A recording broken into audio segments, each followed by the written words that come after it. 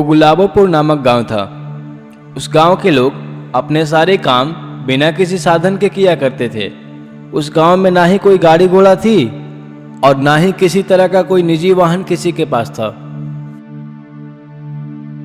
उस गांव में रघुवीर नामक एक किसान भी रहता था, जो अपने खेत में सालों भर खेती किया करता तथा हल को अपने पीठ से जोड़कर अपने पिता के मदद से पूरी खेत की जुताई करता था। बहुत मेहनत के बावजूद भी उसके खेत में बहुत कम ही उपज हो पाती थी। एक दिन रघुवीर के पिता रघुवीर से, बेटा तुम बहुत मेहनती हो। मैं जब तुम्हारी उम्र का था तो खूब मस्तियाँ किया करता था। बेटा तुम तो बहुत कम उम्र में अपनी जिम्मेदारियों को समझ गए हो।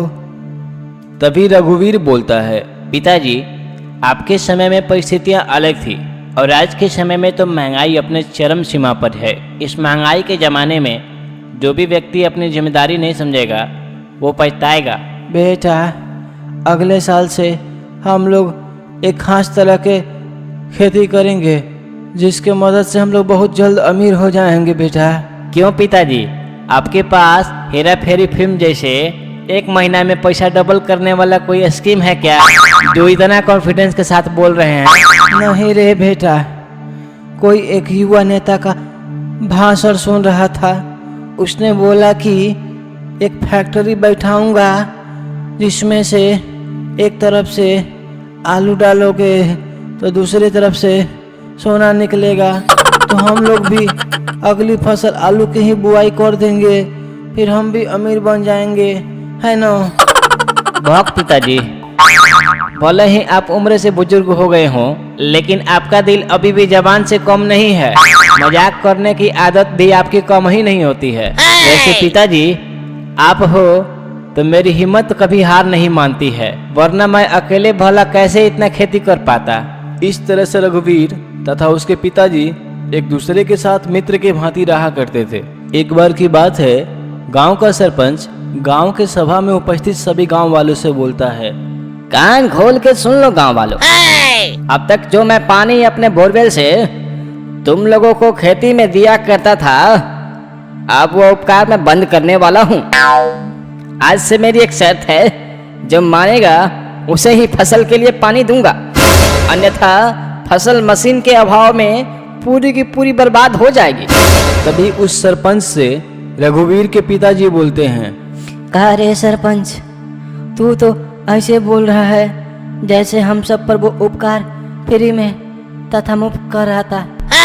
याद है कि नहीं, तुम मात्र एक फसल के पानी के लिए हम सब गांव वाले अपने पूरी उपज के 20% हिस्सा ऐसे ही दे देते हैं, बिना कुछ किए। पानी फोकट में देते थे क्या, जो इतना चौड़िया के बोल रहे हो? रघुवीर के पापा, तुम अपनी जुबान को लगाम दो। ये भूलो मत, इस गांव के लिए हम ही भगवान हैं, समझे? जो तुम पानी अपने खेतों के लिए यूज करते थे वो मैं ही देता था, जिसकी मदद से तुम अपना पेट पालते थे। और हाँ, अब से मुझे फसल की 50% हिस्सा चाहिए, तभी पानी दूंगा, वरना पानी तो अब भूल ही जाओ। सुनो गांव वालों, इस मोटे कंजूस सरपंच के धमकियों से डरना नहीं है। ये जब तक पानी दे रहा था तब तक हम लोग कुछ दूसरा उपाय नहीं ढूंढते थे, लेकिन अब से तथा आज से हम लोग कुछ करेंगे। खुद से पानी की कुआं खोदेंगे और उसी की मदद से फसल की सिंचाई करेंगे, लेकिन इस मोटे कंजूस पर अब आश्रित नहीं रहेंगे। तभी गांव वाले हामी भरते हैं तथा सरपंच को अपने फसल की 50% हिस्सा देने से मना कर देते हैं। अगले दिन रघुवीर तथा उसके पिताजी मिलकर एक कुआं खोदने की योजना बनाते हैं तथा वे दोनों अपनी कुदाल लेकर अपने खेत के पास पहुंच जाते हैं। रघुवीर कुदाल की मदद से खेत के बगल में गड्ढा करना चालू करता है। गड्ढा करते करते वो जब अंदर तक जाता है तो अंदर देखकर वो चौंक जाता है।